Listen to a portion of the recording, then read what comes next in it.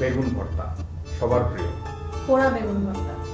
বেগুনটা পুড়ে ভর্তা করব আমরা, এই জন্য পোড়া বেগুন। বেগুন, পেঁয়াজ গোল করে কুচি, গোটা কাঁচামরিচ, লবণ, সরিষার তেল, ধনেপাতা কুচি। একটা কাঁটা চামচ দিয়ে প্রথমে বেগুনটাকে এভাবে কেচে নিতে হবে, তাহলে ভেতরটা খুব ভালোভাবে সেদ্ধ হবে। বাস, গ্রামের দিকে আসলে বেগুনটা চুলার মধ্যে দিয়ে পুড়ে, যেটা আমাদের শহরে সম্ভব না। আমি গ্যাসের চুলায় পোড়ানোর জন্য এরকম লোহার দুটো স্ট্যান্ড নিয়েছি, যেটা চুলার উপর এভাবে বসিয়ে দিয়েছি, দিয়ে আস্তে করে চুলাটা জ্বালিয়ে দিচ্ছি। একদম অল্প আছে দিয়ে বেগুনটাকে আমি স্ট্যান্ডের উপর এভাবে বসিয়ে দিচ্ছি। কিছুক্ষণ পর পর এটা উল্টে দিতে হবে, যেন বোঝা যায় যে কোথায় পুড়া হয়েছে কোথায় হয়নি। ঝলসে নিতে হবে আর কি। হ্যাঁ, ঝলসে নিতে হবে ভালো মতো। আস্তে জ্বালা করতে হবে এই কারণে যে ভেতরটা সেদ্ধ হবে, তাহলে পুড়ে যাবে। বেগুনটা এবার আস্তে করে একটু উল্টিয়ে দে। মোট কথা এটা ঘুরিয়ে ঘুরিয়ে পুড়াতে হবে আর কি। এক জায়গায় পুড়ে যাবে না, বেগুন ভাবে নিতে হবে। হ্যাঁ, আমি সেটাই তো বললাম, ঘুরিয়ে ঘুরিয়ে করতে হবে। আবার একটু উল্টিয়ে দে। নিচের দিকটা হচ্ছে, উপরের দিকটা আবার একবার করতে হবে না? হ্যাঁ, আগে ওটা হয়ে যাক, তারপর আমি এই পাশে দিই। এবার একটু ঘুরিয়ে দিলাম। মোট কথা যেদিকে সবুজ চামড়া থাকবে ওই জায়গাটা আবার দিতে হবে। সবুজ জায়গাগুলো বারবার আগুনের উপরে পুড়ে পুড়ে নিতে হবে। কালো হয়ে গেলে বুঝতে হবে ওই জায়গাটা হয়ে গেছে। আর একটু পোড়া পোড়াই ভালো লাগে বেগুন ভর্তা। সেদ্ধ বেগুন ভর্তা আসলে অতটা আমার কাছে ভালো লাগে।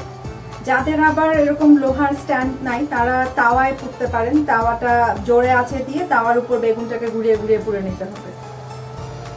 এই পোড়া ব্যাপারটা ওখানে মনে হয় আসবে না, অতটা আসবে না গন্ধটা, কিন্তু সেদ্ধ বেগুন ভর্তার থেকে আবার ওটা অনেক ভালো।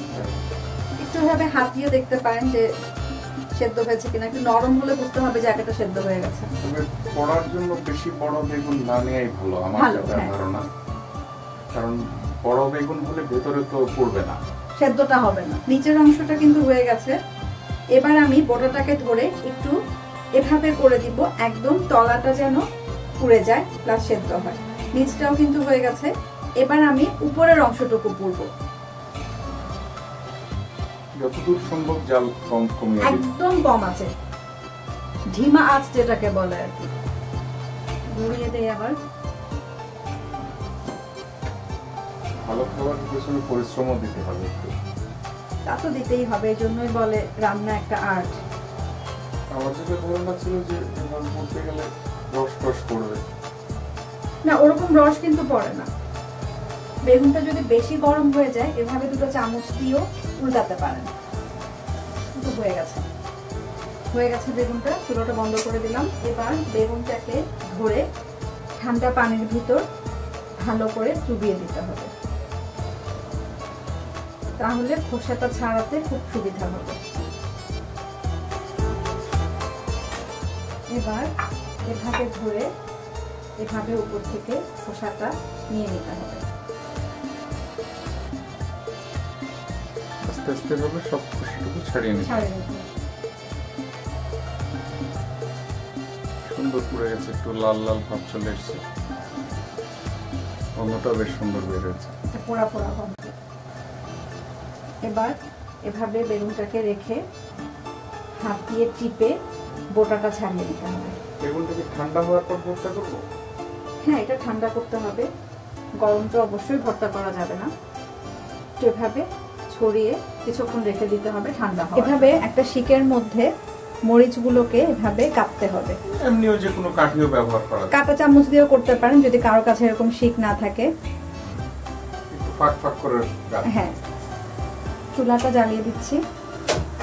জোরে আঁচ দিয়ে এভাবে শিকটা ধরতে হবে চুলার উপর। একটু ঘুরিয়ে দেবেন, আবার ঘুরিয়ে দিচ্ছি। এটা একটু ঘুরিয়ে ঘুরিয়ে আসলে করতে হবে।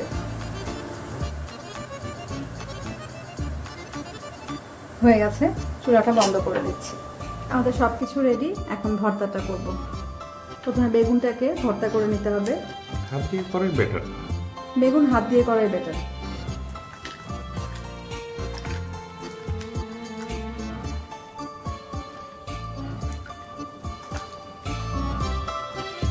এবার বেগুনটাকে এক সাইডে করে প্রথমে মরিচটাকে ডলে নিতে হবে।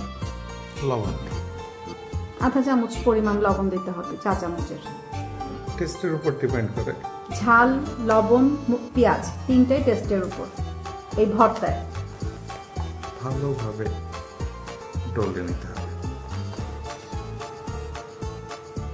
পেঁয়াজটা দিয়ে দিচ্ছি। পেঁয়াজের সাথে মরিচ আর লবণ ভালোভাবে মাখিয়ে নিতে হবে। পেঁয়াজ মরিচ দুটাই খুব ভালো করে মাখাতে হবে। সরষের তেল দিয়ে দিচ্ছি প্রায় 1 টেবিল চামচ। এটাও কিন্তু আসলে যার যার ব্যাপার, ঝাঁঝ বেশি খেতে চাইলে তেল বেশি দিতে হবে। আমরা যেরকম ঝাঁঝ একটু বেশি খাই, ভালোভাবে মাখিয়ে নিতে হবে পেঁয়াজ মরিচ। তারপরে এবার সব শেষে বেগুনটা দিয়ে ভালো করে মাখাতে হবে। একটু মুখে দিয়ে দেখতে পারেন লবণটা ঠিক আছে কিনা, না হলে আর একটু দিয়ে দিতে পারেন। সব শেষে ধনিয়া পাতাটা দিতে হবে। ধনিয়া পাতাটা অবশ্য মেখেও দেওয়া যায় অথবা উপরে ছিটিয়ে দিলেও হয়, ডিপেন্ড করে আপনি কিভাবে এটা পরিবেশন করতে চান, তাই না? হ্যাঁ, ভর্তাটা হয়ে গেছে, একটা বাটিতে নিয়ে নিচ্ছি।